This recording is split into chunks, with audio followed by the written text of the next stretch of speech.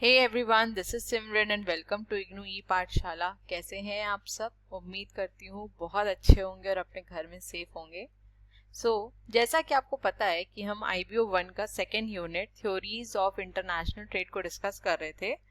तो उसमें कुछ टॉपिक्स रह गए थे और ये टॉपिक्स बहुत ही रेयर पेपर में आते हैं आपके, क्योंकि मैंने प्रीवियस ईयर पेपर्स को एनालाइज किया तो मैंने देखा ये टॉपिक्स पूछे गए हैं बट एक दो बार ही पूछे गए हैं, लेकिन क्योंकि सिलेबस में है और एक दो बार पूछे गए हैं तो चांसेस है कि आगे भी आ सकते हैं, इसलिए कवर करना ज़रूरी है।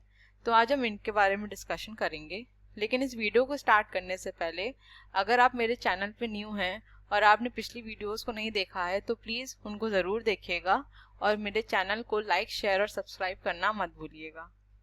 चलिए समझते हैं गेन्स फ्रॉम ट्रेड के बारे में।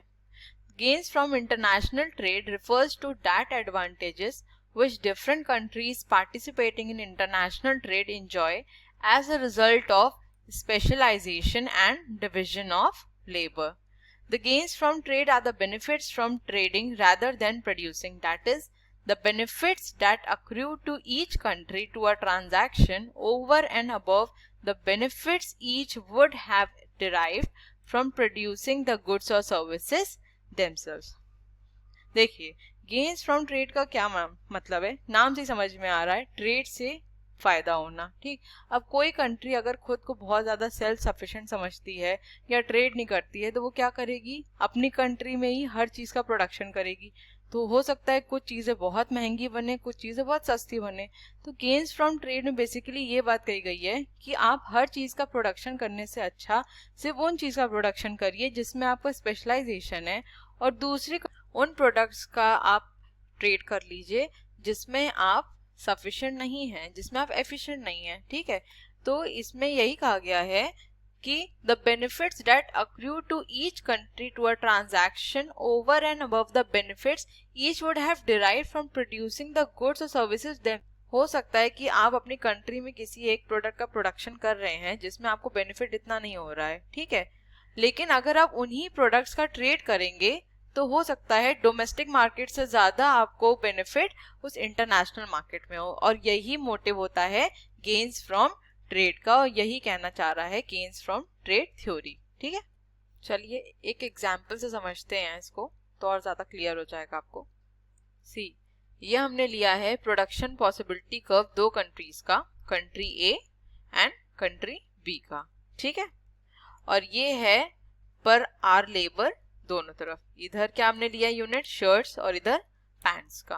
ठीक है, सबसे पहले देखते हैं कंट्री ए और कंट्री बी के मैक्सिमम प्रोडक्शन पैंट्स और शर्ट्स के कितने हैं। ठीक है, देखिए कंट्री ए की बात करें तो कंट्री ए मैक्सिमम पैंट्स कितनी बना रहा है? 20। ठीक, और मैक्सिमम शर्ट्स 10। ठीक, वहीं कंट्री बी की बात करते हैं तो कंट्री बी में कितना प्रोडक्शन हो रहा है पैंट्स का?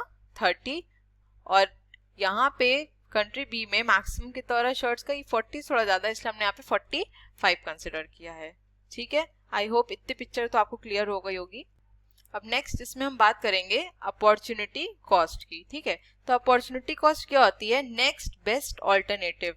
ठीक, तो अपॉर्चुनिटी कॉस्ट हम यहाँ किस किस कंसिडर करेंगे? पैंट्स की और शर्ट्स की।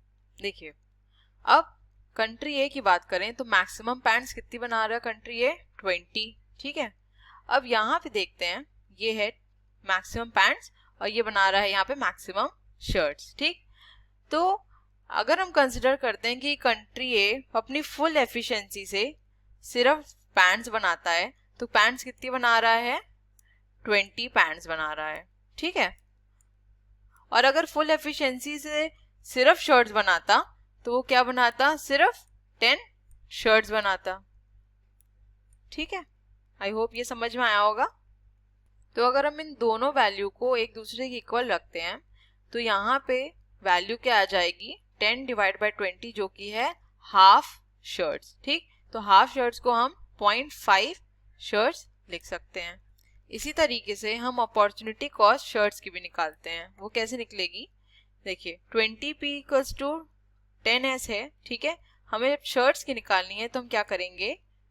20 divided by 10 equals to S. ठीक है, तो ये क्या आ जाएगा 2P इक्वल्स टू एस। ठीक, तो अपॉर्चुनिटी कॉस्ट शर्ट से कितनी आ गई 2P आ गई। ठीक है, आई होप ये आपको समझ में आ गया होगा। अब नेक्स्ट समझते हैं कंट्री बी के कॉन्टेक्स्ट में। यहाँ भी हमने सेम चीज अज्यूम करी है कि अगर कंट्री बी मैक्सिमम अपनी एफिशिएंसी अगर पैंट्स में लगाएगी तो कितना हो जाएगा 30 पैंट्स, और अगर मैक्सिमम एफिशिएंसी अपनी शर्ट्स में लगा देगी तो कितना हो जाएगा 45s। ठीक है, तो हमने जब इन दोनों को इक्वल कर रखा तो अपॉर्चुनिटी कॉस्ट पैंट से कितनी आ गई 1.5s और अपॉर्चुनिटी कॉस्ट शर्ट से कितनी आ गई 0.66p आ गई। ठीक है, आई होप ये आपको कैलकुलेशन समझ में आ गई होगी। अब देखिए, अब यहाँ पे कंट्री ए की अपॉर्चुनिटी कॉस्ट कितनी आ गई 0.5s और कंट्री बी की आ गई 1.5s। ठीक है, अब कैसे पता चलेगा कि कौन सी कंट्री किस चीज का प्रोडक्शन कर सकती है। देखिए, अपॉर्चुनिटी कॉस्ट है, कॉस्ट कोई भी हो तो वो कम अगर आएगी तो वो ज्यादा बेनिफिशियल होगी, है ना। तो कंट्री ए की अपॉर्चुनिटी कॉस्ट कंट्री बी के कंपैरिजन में कम आ रही है ना। तो इसका मतलब कंट्री ए का कंपैरेटिव एडवांटेज इसी में है जिसमें उसकी कॉस्ट कम आ रही है। तो कंट्री ए किस चीज का प्रोडक्शन करेगी या किस चीज में उसको एम्फेसाइज करना चाहिए प्रोडक्शन में, जो कि है पैंट्स के प्रोडक्शन में। ठीक है, आई होप ये आपको समझ में आ गया होगा। अब शर्ट्स की बात करते हैं। अब देखिए, कंट्री ए में शर्ट्स का क्या आया है अपॉर्चुनिटी कॉस्ट 2P और कंट्री बी में कितना आया है 0.66p। तो इस समय क्या समझ में आता है कि कंट्री बी किस चीज का प्रोडक्शन करे, शर्ट्स का प्रोडक्शन करे। ठीक है, तो कंट्री बी का कंपैरेटिव एडवांटेज किस में हुआ, शर्ट्स में हुआ। ठीक है, तो हमको ये तो समझ में आ गया कि कंट्री ए का कंपैरेटिव एडवांटेज पैंट्स में है और कंट्री बी का कंपैरेटिव एडवांटेज शर्ट्स बनाने में है। ठीक है, लेकिन एक बात सोचने वाली ये भी है कि क्या कंट्री ए अगर सिर्फ पैंट्स बनाएगी, पैंट्स का प्रोडक्शन करेगी, तो क्या वहां के लोग शर्ट्स नहीं पहनेंगे, या कंट्री बी जहाँ पे शर्ट्स की मैन्युफैक्चरिंग ज्यादा होगी या प्रोडक्शन सबसे ज्यादा शर्ट्स का होगा, तो वहां के लोग क्या पैंट नहीं पहनेंगे? ऐसा तो है नहीं। तो दोनों ही चीज का प्रोडक्शन जरूरी है दोनों ही कंट्रीज में। तो ये कैसे डिसाइड होगा? तो एक एस्टिमेटेड प्राइस देखेंगे कि पैंट्स और शर्ट्स का एक क्या ऐसा प्राइस रख सकते हैं जिसमें दोनों को ही फायदा हो। ठीक है, देखिए अब ये कैसे डिसाइड होगा। अब इतना समझ में आ गया ना। अब देखिए, अगर ए पैंट्स को सेल करेगा तो ऑब्वियस सी बात है वो अपनी अपॉर्चुनिटी कॉस्ट से ज्यादा पे सेल करेगा, क्योंकि अब इंसान अगर कुछ भी चीज, अगर कोई बिजनेसमैन है किसी चीज को भी सेल करेगा तो वो ऑब्वियस सी बात है अपनी कॉस्ट से ज्यादा पे सेल करेगा ना, कॉस्ट से कम पे तो सेल करेगा नहीं, है ना। और अगर कोई खरीदना चाहेगा तो वो चाहेगा वो कम में खरीद ले जिसमें उसकी कॉस्ट कम लगे। तो बी क्या करेगा, बाय करना चाहेगा उस कॉस्ट पे जो कि उसकी अपॉर्चुनिटी कॉस्ट से कम हो।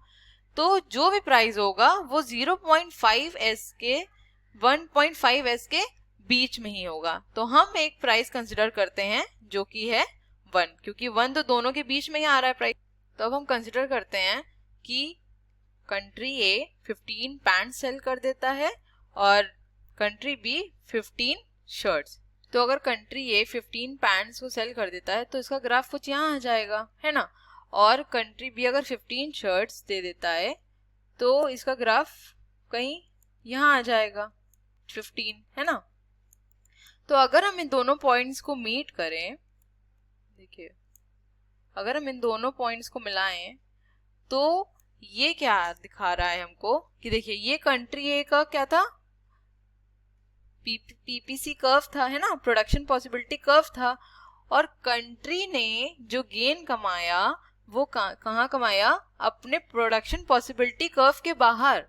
ठीक है, तो गेन फ्रॉम ट्रेड इसी को कहा गया कि अगर कंट्री खुद अपनी जगह प्रोडक्शन करती तो हो सकता है वो इतना गेन ना कर पाती, वो अपने प्रोडक्शन पॉसिबिलिटी कर्व के बाहर जाके वो गेन ना अचीव कर पाती। ठीक है, तो आई होप ये आपको एग्जाम्पल समझ में आ गया होगा। Same as it is country B के साथ भी हम करेंगे। ठीक है, अब कंट्री बी ने 15 शर्ट्स दी थी तो मैक्सिमम शर्ट्स कितनी थी 45 माइनस 15 कितना आ गया 30, तो मतलब ये यहाँ कहीं आ गई, ठीक है। और 15 पैंट्स ली थी तो इनका ग्राफ कुछ यहाँ आ जाएगा, है ना, 15 यहाँ आ जाएगा। अगर हम इन दोनों पॉइंट्स को मीट करें, ठीक, तो यहाँ भी हमें क्या दिख रहा है, गेन्स फ्रॉम ट्रेड, क्योंकि ये कंट्री बी का प्रोडक्शन पॉसिबिलिटी कर्व है और कंट्री ने इसके बाहर जाके गेन किया है। तो गेन फ्रॉम ट्रेड का यही समझाने का मतलब था कि आप अपनी बाउंड्रीज के बाहर जाके भी गेन कमा सकते हैं अगर आप ट्रेड करते हैं, ठीक है। आई होप आपको एग्जाम्पल एकदम अच्छे समझ में आ गया होगा। अब डिस्कस करते हैं डिब्स-गेन्स्की थ्योरम। बेसिकली इस थ्योरम में क्या बात कही गई थी, the relationship between endowments and output. Endowments क्या थे, जो फैक्टर एंडोमेंट्स है जिनके बारे में हमने पिछली वीडियो में बात करी थी, जो कि थे कैपिटल एंड लेबर। तो Rybczynski theorem demonstrate how changes in an endowment affects the output of the goods when full employment is maintained। इसको हम एक एग्जाम्पल समझते हैं, आपको क्लियर हो जाएगा बहुत जल्दी। देखिए, suppose the amount of labor is increased by 10% and the amount of K मतलब हो गया कैपिटल, जो कि हमारी कांस्टेंट है, ठीक है। तो production of both goods can not increase, दोनों गुड्स का प्रोडक्शन हम एक साथ इंक्रीज नहीं कर सकते क्योंकि हम कैपिटल इंटेंसिव नहीं है, ठीक है। और production of both goods can not be decrease, क्यों, क्योंकि वो अनएम्प्लॉयमेंट कंडीशन आ जाएगा अगर हम लेबर का फुल यूटिलाइजेशन नहीं करेंगे। तो इस थ्योरी का क्या कहने मतलब है कि production of one good must increase and the other should decrease. The production of good x, जो कि लेबर इंटेंसिव गुड है, उसका इंक्रीज होना चाहिए 10% से, और प्रोडक्शन ऑफ गुड वाई, जो कि कैपिटल इंटेंसिव है, उसका प्रोडक्शन डिक्रीज होना चाहिए। मतलब दोनों प्रोडक्ट्स एक साथ नहीं बढ़ सकते हैं, ठीक है। अब ये इक्विलिब्रियम पोजीशन है, ठीक, ये हमारा कैपिटल कंस्ट्रेंट्स है और ये है लेबर कंस्ट्रेंट्स। जब हमने लेबर को इंक्रीज कर दिया तो ये ग्राफ आगे की तरफ शिफ्ट हो गया, ठीक है। तो हमारा जो ये क्या था, ये क्लॉथ का प्रोडक्शन था और ये हमारा स्टील का प्रोडक्शन था। तो क्लॉथ का प्रोडक्शन क्या होता है, लेबर इंटेंसिव होता है, और स्टील का प्रोडक्शन क्या होता है, कैपिटल इंटेंसिव होता है, ठीक है। तो the production of clothing, the labour intensive good, will rise from C1 to C2, जैसा कि हम ग्राफ में देख रहे हैं। And the production of steel, the capital intensive good, will fall from S1 to S2, जैसा कि ये पता चल रहा है कि ये डिक्लाइन हो रहा है। तो इनका क्या कहने मतलब था कि अगर एक प्रोडक्शन बढ़ रहा है, अगर एक प्रोडक्ट एक फैक्टर एंडोमेंट को यूज कर उससे प्रोडक्शन बढ़ रहा है तो दूसरे से डिक्रीज होगा, दोनों एक साथ नहीं बढ़ेंगे, ठीक है। तो an increase in a country's endowment of a factor will cause an increase in the output of the good which uses that factor intensively and decrease in the output of the other good। मतलब अगर कोई एक factor use कर रहे हैं तो उसी का ही आउटपुट बढ़ेगा और दूसरे का आउटपुट कम होगा, ठीक है। Next is Stolper Samuelson theorem. अब देखिए इन्होंने इस थ्योरम में क्या कहा था, एक एग्जाम्पल से समझते हैं। फॉर एग्जाम्पल स्टील और क्लॉथ का ही लेते हैं। स्टील क्या है, कैपिटल इंटेंसिव प्रोडक्ट है, और क्लॉथ क्या है, एक लेबर इंटेंसिव प्रोडक्ट है, ठीक है। तो अगर स्टील का प्राइस बढ़ेगा तो उसमें हमने कौन सा फैक्टर यूज किया था, कैपिटल। तो कैपिटल का प्राइस भी बढ़, मतलब उसका रेंटल रेट ऑन कैपिटल क्या होगा, बढ़ेगा, ठीक है। और सिमिलरली क्या हो जाएगा, वेज रिड्यूस हो जाएगा, क्यों, क्योंकि हमने लेबर का यूज नहीं किया है, ठीक है। और वहीं अगर हम क्लॉथ का प्रोडक्शन कर रहे हैं, क्लॉथ का प्राइस बढ़ रहा है, तो वो क्या है, एक लेबर इंटेंसिव गुड है, ठीक है। तो इसमें क्या हो जाएगा कि हमने जो फैक्टर यूज किया वो था लेबर, तो यहाँ पे वेज रेट राइज होगा, है ना। और वेज रेट राइज होगा तो हमने यहाँ कैपिटल का यूज तो नहीं किया, तो क्या हो जाएगा, रेंटल रेट में फॉल आ जाएगा। तो बेसिकली स्टॉपलर-सैमुएल्सन थ्योरम में इस बात को कहा गया था, ठीक है। सो आई होप आपको यहाँ तक सबको समझ में आ गया होगा और यहाँ हमारा चैप्टर खत्म हो जाता है। यूनिट 2 भी हमारा कंप्लीट हो गया है। अगर आपको कुछ भी चीज में दिक्कत हो तो आप बेशक कमेंट बॉक्स में मुझसे पूछ सकते हैं। और एक इन्फॉर्मेशन आप लोगों के लिए कि आप लोगों के असाइनमेंट्स की डेट एक्सटेंड हो चुकी है, अब 31 मई हो गई है। तो अगर आप में से किसी ने अभी तक असाइनमेंट नहीं लिखा है या कोई प्रॉब्लम हो रही है तो मैं डिस्क्रिप्शन बॉक्स में अपने ब्लॉग का लिंक दे दूंगी, आप वहां से अपने असाइनमेंट्स के आंसर के लिए कंसल्ट कर सकते हैं। मैंने ऑलरेडी IBO 3 तक कंप्लीट कर दिया है और मैं डेली की डेली अपडेट करती रहती हूँ, तो आप जाके ज़रूर उस पर देखिएगा, आपकी मेरे ख्याल से प्रॉब्लम सॉल्व भी हो जाएगी, ठीक है। So thank you so much for listening. Please मेरे चैनल को लाइक शेयर सब्सक्राइब करना मत भूलिएगा। आई होप आपको सब कुछ समझ में आ गया होगा। Thank you so much, bye bye.